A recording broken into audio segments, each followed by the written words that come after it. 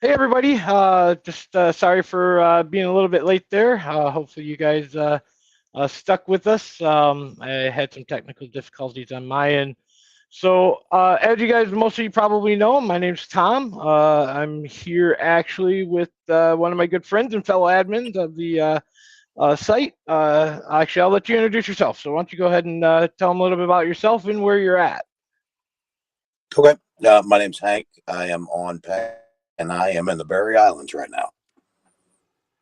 Brought to Awesome. you live via Starlink. And that's exactly why we're here, right? We're going to talk Starlink. All So right. I'm unfortunately waiting for the ice to freeze so I can start ice sailing. But Mm-hmm. I am on Starlink in Michigan with it snowing out. And so we're doing a little magic here with Starlink and Video Ninja. If nobody's ever used that, I want to give them a plug out there because they make it free. Video Ninja is a software that helps us do connecting. It can manage the videos and everything running through there. If you guys made it here, there's also chats that you can use. I know some of you posted questions ahead of time. But the other really cool thing is we're both using Starlink, one in the Bahamas and the Berry Islands, one in the United States and Michigan, brought to you mixed together with Video Ninja and OBS Broadcast Studio. Sorry that it don't have all the fancy stuff set up. I had a computer system crash right as we were getting ready to start, so you're going to get a minimalistic, basic thing. Um, so, those of you that got here from a different route, this is kind of a series that I used to do during all the COVID lockdown to try to bring in some people, and you're going to see more of them. You always see him here on the YouTube channel, but I run and Hank helps me. He's actually one of our admins. Sailing singles, although he's no longer single, it sounds like he's coming in and around. Then so we did do these kind of just I'm going to start doing more of hopefully do some product things, some new products on the market. So I do ask people, especially if you're in the in sailing singles, please like and subscribe to my YouTube channel. It's not that I'm trying to monetize it. It's I'm way away from being able to monetize it. But the more people, I mean, we got about 10,000. Honestly, did you look at the numbers lately? We're about 10,000 in the sailing singles group. I think, right? 10? Yeah, I think we're right around 10,000 members in sailing singles. Um, if I can show that in the YouTube channel or even half of that, those are just easier to get people to come in. Like I know I'm going to be in the near future having precision sales. Hopefully, we were going to set up and do it last year, but some things between us and them, our schedules didn't work. But I'm going to try to get precision sales in. I'm going to try to get some of the other companies out there networking. There's actually one. Uh, I'm not going to throw the name out there only because I can't think of the exact product name off the top of my head, so I don't want to, but mess it up. But they came up with it's basically like an inflatable cuff for your blood pressure, kind of, and it goes around your uh, stuffing box seal. So if you were to ever break that, to have it on board, you can do that, and it will still run, right? You can still run your prop. I don't know if you can run it at full speeds. It's all things I want to learn from them, right? But it can save you from sinking, Yeah. right? So, anyways, so this is where we're at. So we wanted to talk Starlink. First of all, let's talk about speeds. We both just ran tests before we ran. What were your speeds, Hank? So currently here it's about 98 meg down. And when you're seeing up, are you in the 10 megabyte range? I'm guessing 20. 20s. Okay. 20s, yeah.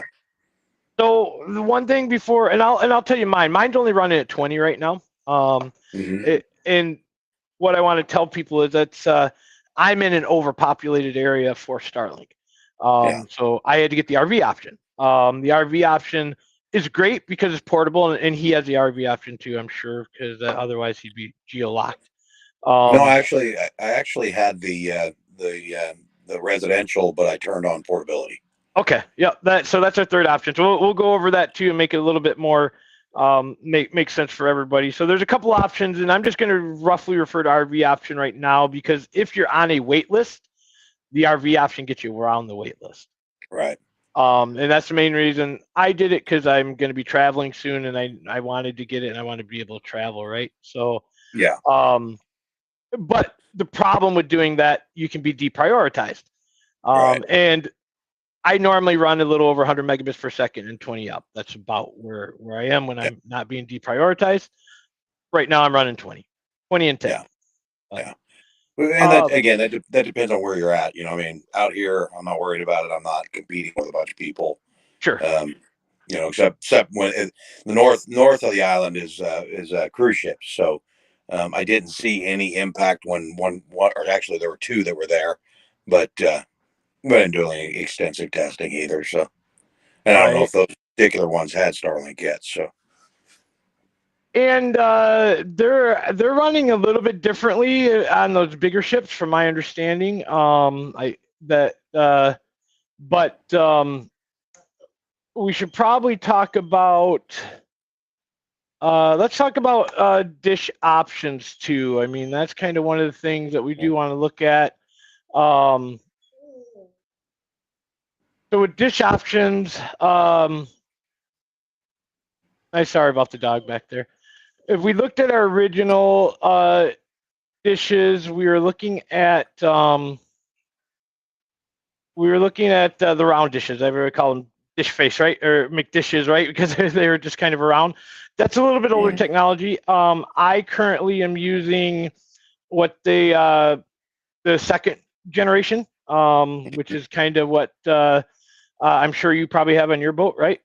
it is. It Okay. is. So the second generation, for those that don't know, it's rectangle. It is. And then there's also a third one that's an upgrade. So this is without going into the actual marine option, right? The upgrade is basically a rectangle one, but it's flat, so it doesn't have the motors in it anymore, and it's got Yeah. more receivers. Yeah. My understanding it's significantly larger as well.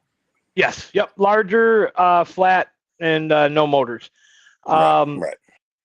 And we'll talk about motors too a little bit down the line. I don't know if Hank's familiar, if he's done his research on that or not. You have, okay. So I'm not going to disable motors. I don't know if you've disabled motors or not.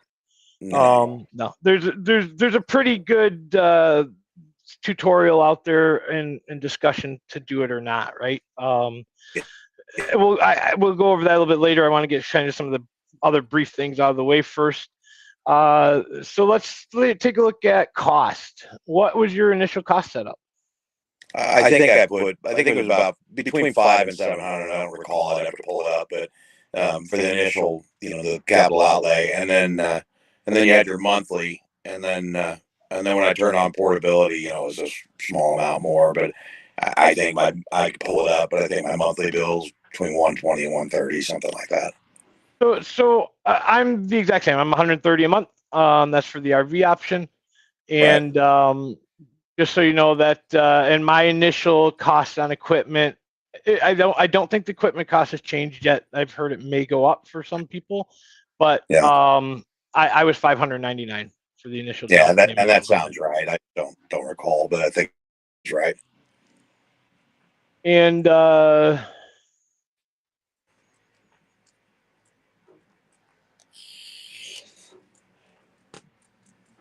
sorry about that, guys. I was just going to add in another screen here. Hopefully this will work.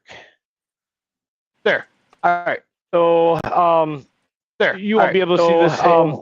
You won't be able to see this. Yeah, it's small. I see it. Okay. Unfortunately, I'm not going to leave it up because I'm hearing myself talk. We're going to wind up an audio loop, but that's what the current one looks like. So, and I'm going to drop that back out. Sorry about that, guys, because again, having everything set up and having the computer crash right before I lost some of my presets, and I forgot I had all the audio there. So, so talk about your crossing. I can share some things that I've set up 3 or 4 of these now for different people. How about your crossing? What, how did it work for your cross from the U.S. back?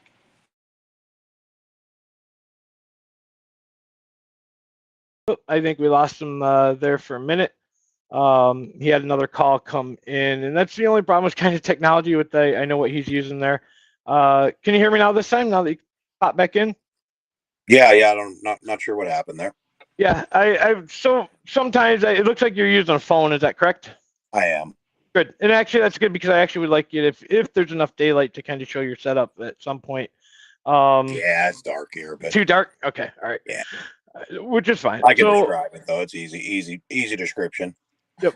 So what I was asking when you kind of got knocked off there was how was your crossing weather-wise, and how did Starlink perform?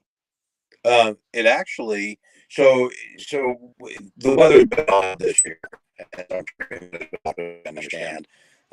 So we had between 6 and 8 foot swells, but the period was long.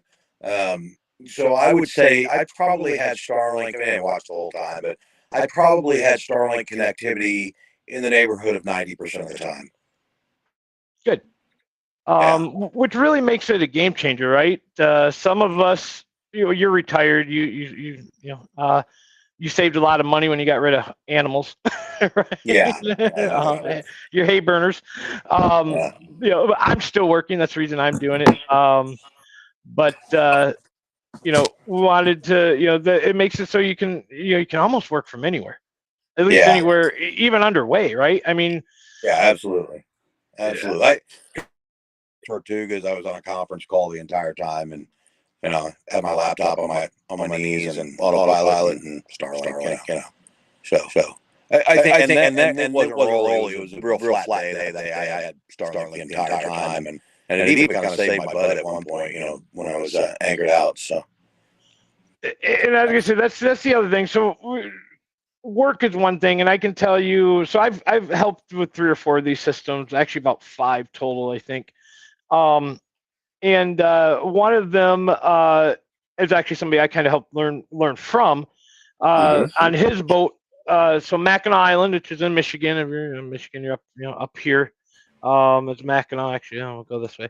And he went from Mackinac all the way down here to Saugatuck area, and heeled over sailing, 4-foot waves. And his wife was working from the boat, video conferencing, lost video, not audio, connection like 3 times during that whole trip. The only time it seemed to have an impact is and I actually would have changed something. So let me talk about my setup, and I'll give you a little brief overview. So I actually am using a Cuban migrant mast that I found on an island off the Keys from a boat that had come ashore, and so it was a piece of extruded aluminum, probably I don't know, probably 8 feet tall. Okay. And so I actually use that with the Starlink pole mount, and then co-located it to my engine hoist. So, honestly, if I had it, well, first thing is when this one gives up the ghost, I'm buying the flat one. Period. But I think the lower you mount it, obviously, it's less pendulum effect. So it's less work for. So I just say keep that in mind when you do it. But then you have other challenges. Is it you gotta make sure it's not shaded by a mast or things like that. Even though it'll only have effect when it's in the way. Excuse me. But I also wanted to make sure it was shading in my solar. So that was probably the biggest deal for me. Yeah, that's one thing in the setup that I've heard too, especially, and I've even heard there's differences between Dacron and carbon fiber sails, as into how much it blocks that signal, right? Carbon fiber. No doubt, you're not going to get signal through those. Right. Yep. And so the most recent one that I helped set up, we built a hardtop cockpit, I guess would be kind of like cover, right? Instead of canvas, bimini top. And we did that for a couple of reasons. But the biggest one being that that's where he mounted his solar panels too. So that's just out of extruded aluminum, and he's basically honestly using the tripod mount on top of that. I saw one that was really cool where the guy actually he bungee corded it to the bottom of one of his hatches. And I thought that's genius. Yeah, I'm like, Yeah, that's genius, man. That's because it goes through the hatch. It doesn't have any problem with that. right. So Well, I got to keep it up out of the way on my boat because of this guy, but yeah, I understand. I understand. otherwise he'd be peeing on it, and Yeah. I'm guessing uric acid isn't all that great for the bad enough for putting salt. Well, you guys are putting salt water. I'm fresh water, right? So Yeah. at the moment, for the moment. Now, I'm curious. I'm curious how well it's going to stand up. But, we'll find out. So yeah, so that's what some people are doing, and keep an eye out because you can get them cheap. One thing that people are doing that's really worked well is they're taking the old radar domes, like the round, the first generation ones that you people are trying to sell you for $50 on eBay, Yeah. and then you got to buy the cables, which are 3 times as much, right? But right. And take one of those and you can mount it inside there because it could go through that plastic, right? That plastic isn't an issue. So Right. I don't necessarily see the need of that for me being in freshwater, right? But I think in saltwater that could definitely be, and just to keep things from hitting it, right? Because how many times does a boom come down or something break, and so to have some protection around it, I think is a good idea, and I'm going to look into that on my S211. When I do that, right? And you had an 11 too, right? I did. But you were A, right, or a C? No, it was a C. Okay, it was a C. Right. Yeah. So it's Texas, I guess. It came from Texas, and now it's headed back. Cool. Yeah, I'm an S211A, and I'm going to probably do a very similar setup. I think I'm going to take some extruded aluminum channels and make a hard top like we did on the other guy's boat, and do it that way. So, and I should cover cost wise. You said you're going to go the flat next time. Just so everybody knows that's $1,200. So a lot of us, it's not. I mean, it's an expense, but when it comes to boating, it's not that huge of an expense, right? But so I don't. I carry. I think long term, there's a possibility that this thing can cover a lot of different items that would cut your expenses. From a safety perspective. I carry an inReach, and I also have EPIRBs, obviously. Right. But could it kill my inReach? It's pretty damn close. I'll tell you what. It's you've got your EPIRB, and we can have that debate all night long as to whether or not you just want EPIRB only. Right. I personally like to be like, are you on your way, and want a response? You know what I mean? Right. I'm going to get the, hey, it was received with my EPIRB, but that's all I'm getting. Right. So maybe that's the control freak in me, but I think though, and that's a significant cost. And inReach is not cheap. I mean, frankly, I think they're ridiculously priced. So I think that's damn near half your monthly expense for Starlink, and you damn sure can't talk on the phone over your inReach. Right. Yeah. No. And I think one of the reasons I can tell you one of the reasons I went with this model first is we're in the infancy of it, right? Other people are doing it. They're talking about some changes. If you price out the marine option. And I think I've been following it pretty close, and that was a concern to me when it first came out, but I think it is really specifically geared to cruise ships and large vessels. It's not geared for. I don't think they know that these things are on boats, and I don't think they have any intention of crushing the little guy that's paying their fee every month and hoping it works. That type of thing. I really don't. So I hope that it'll remain that way.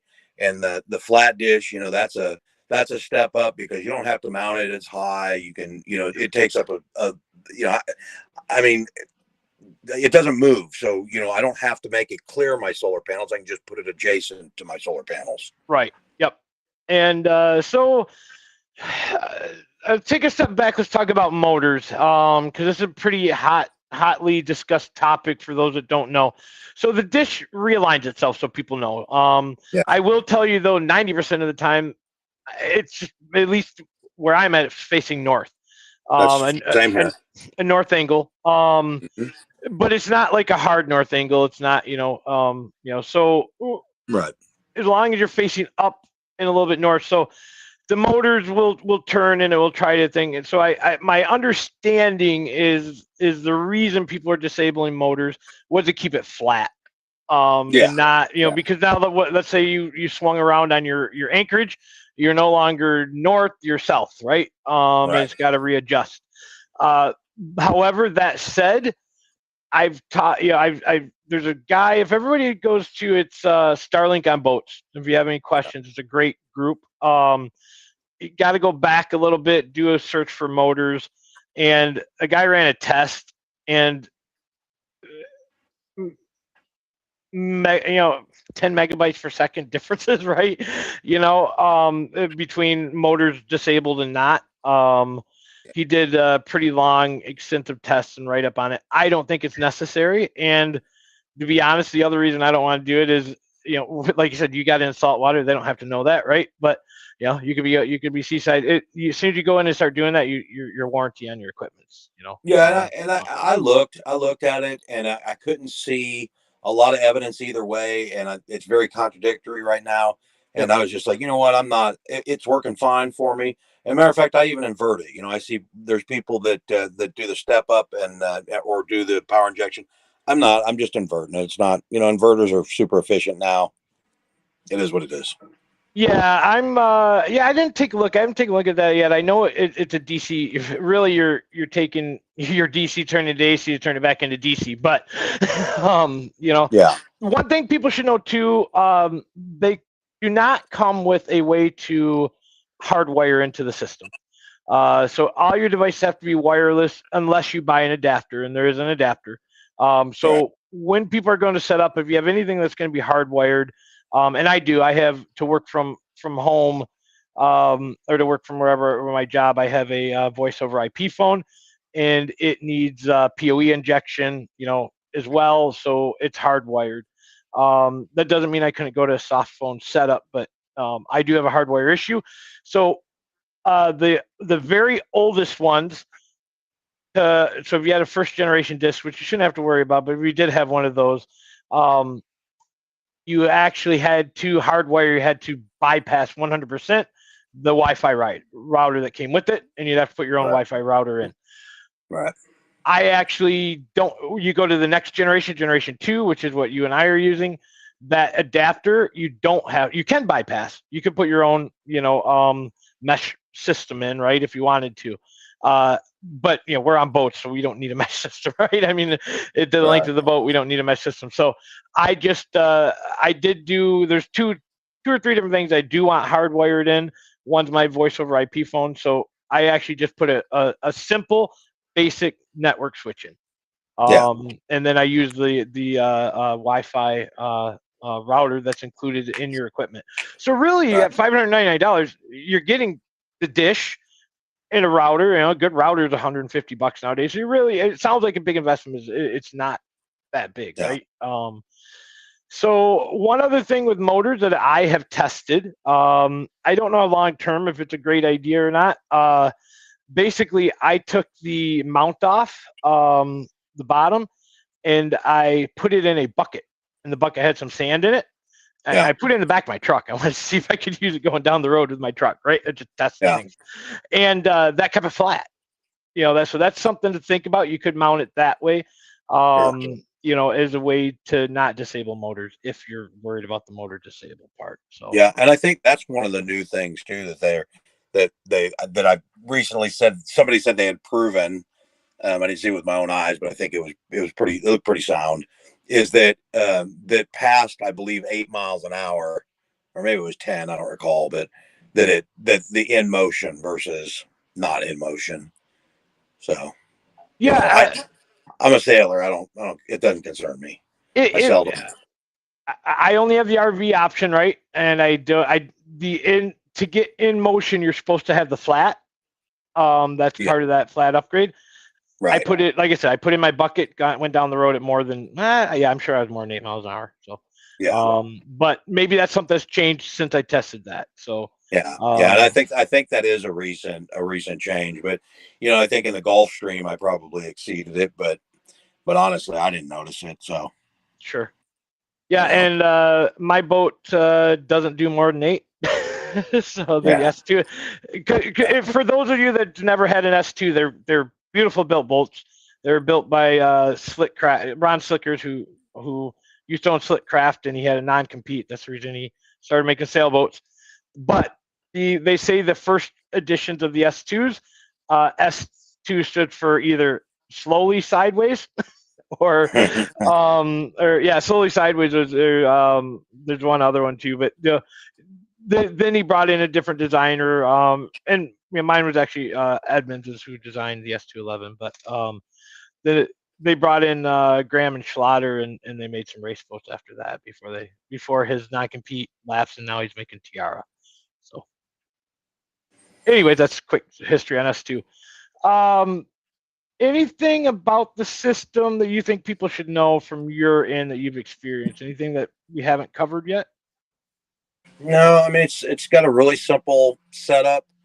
I will tell you that if for some reason it's offline and just be patient, it'll find its way. And I think I've stowed it and unstowed it a couple of times because I have no patience on anything.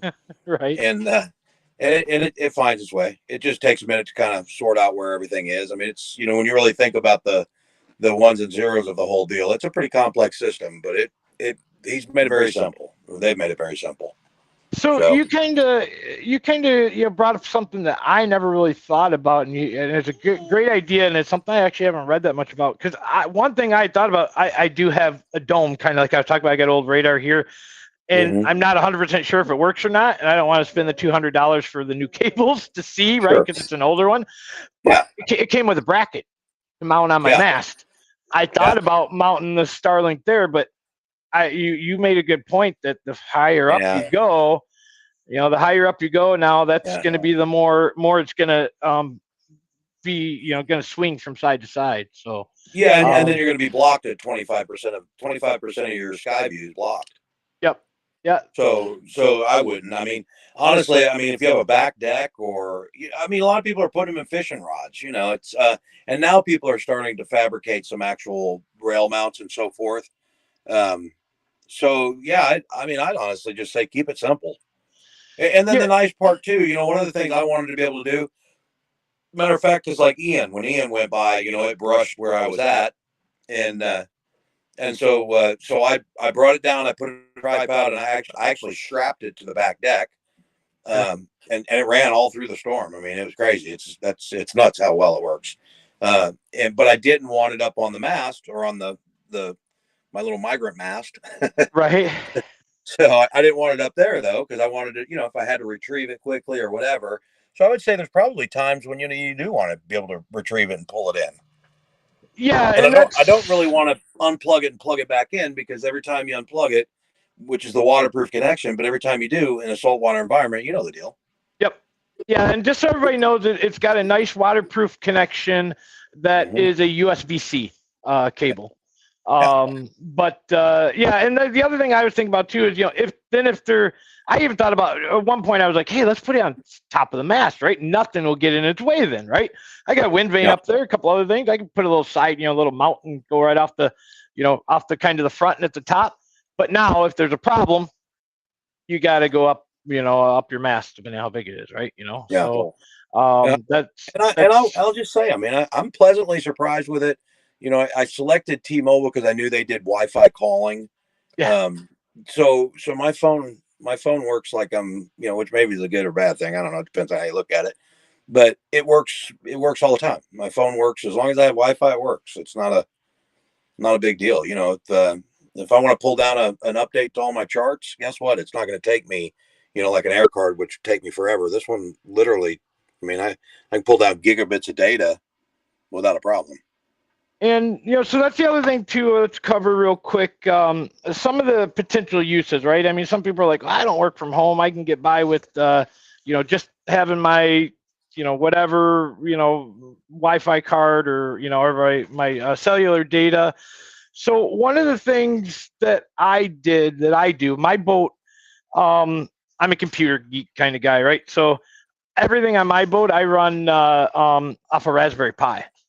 I've got a whole CAN bus system. I do have more than one type of charting on my boat, right? But I do my charts. I run OpenCPN. And I run Open Plotter, or Raspberry Pi Plotter. I put a CAN bus system in my AIS. I spent $200 on AIS instead of 1,200 by doing it all through the same type system.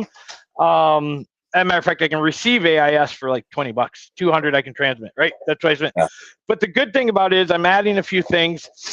If this is on my boat, and we're going to talk power draw in a minute, but my boat is on a mooring on Mackinac Island. That's where I keep my boat, which is but I'm not always there.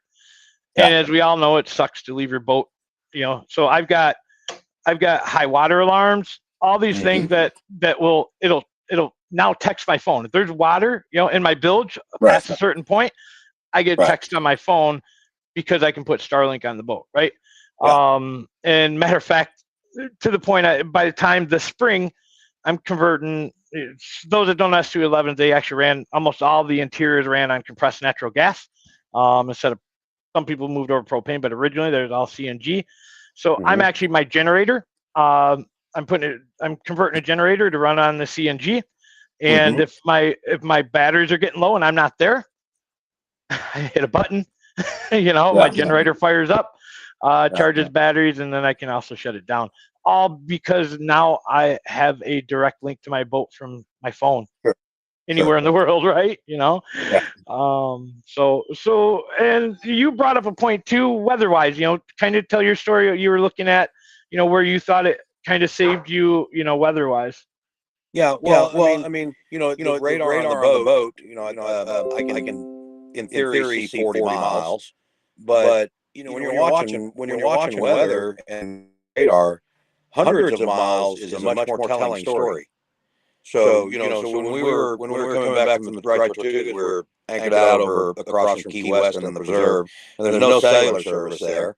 And I've got a bunch of warnings that came in, but I literally watched a storm roll over Cuba and through the Straits, and I thought, oh, we're going to get hammered.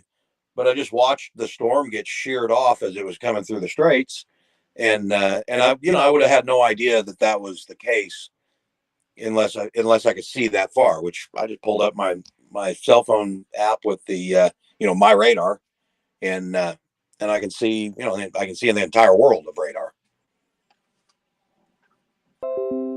Yeah, so that's the thing. I believe it's a game changer. And the other thing I hear is in the racing world, it's going to be a game changer. They're now able. So everybody got all their weather routing software racing, right? Your big offshore racers.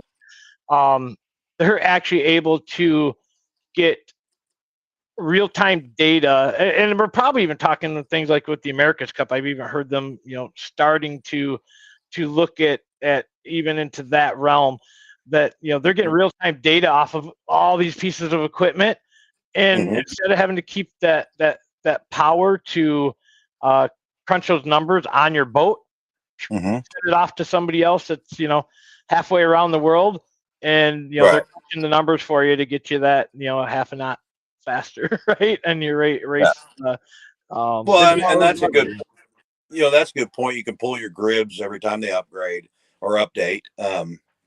But the other thing is, like, now, I mean, the weather's it's so funky right now. Every model's different, and none of them are right. Some of I don't know what's that new one, the UKMO or whatever that is. Yeah, that's actually the one that's winning for the accuracy here in the Bahamas. It's one of the new models that was published out there, at least new to me. Right. But I can actually look at a real-time observation instead of looking at what a prediction is, because it's all predictions. Right. So that's kind of a nice deal too. And power draw, I know. Well, I'm drawing more right now. I did check it earlier. I'm drawing almost 6 watts of power because I'm trying to melt snow. That's the other cool thing about it. It preheats. It'll heat itself for snow environment. And those of you sailing, not too many of you are going to have to deal with that. But and mine is disabled. You can turn it on and off, and I just count on 4 amps. I mean, But I will tell you, like depending on, I haven't had sun in days here.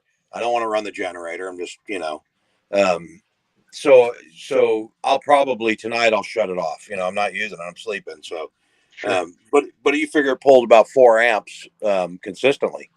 So it's not a power miser by any stretch of the imagination. So Yeah, well, but I mean, 4 amps isn't all that bad for what you get, right? That's what I'm saying. So it's not no, overly power hungry, but it's also not it's also does draw some power, right? yeah. I mean, but you just kind of when you do the math on, it, I mean, your refrigerators and so forth, whatever they happen to pull, but probably 12 hours a day, and that's probably on the high side, depending on how Right. well you're insulated. But Yep. but that thing, it's 24/7, I've 4 been amps. So, constantly drawing yeah, 4 amps 24/7, and that's just and I wanted to bring that up because that's another thing to think about when you're designing your battery banks and things of that nature, and how long you want to be able to go without having to recharge. I'll be honest, once I get the CNG generator set up on my boat, I don't really, I'm not all that worried about how much I draw because um, compressed natural gas is darn cheap, right? It's actually yeah. But it matters. Like when you get up here, like today, we went to the fuel dock. Well, it they've got something broken on. There's only one fuel dock, the government fuel dock. That's it. yeah, And something's broken, and that come back in a couple hours. We came back, 4 or 5 hours later. Nah, we can't get it fixed. We don't know when the part's going to be. So I have no clue when there'll be fuel here again. So it matters, and yeah, then if so, you see, got to kind of pay attention and make sure you're planning ahead. But right. but And it's it not does. enough to make me not have it. Yeah, I agree with that. It doesn't matter because I say that right now because I got a CNG station just around the corner from my house, right? So, Yeah, you but got that American convenience. yeah, I was gonna say at some point that won't be there. But I also have I've already been planning for that. I have a big helium tank Yeah. that is rated. I just got to switch the nozzle over, and I'll fill Mm. that with CNG and store that, on the boat. So there's a problems with Said I CNG was gonna have. people, but Katie said I was gonna have a heart attack because there's no Amazon out here.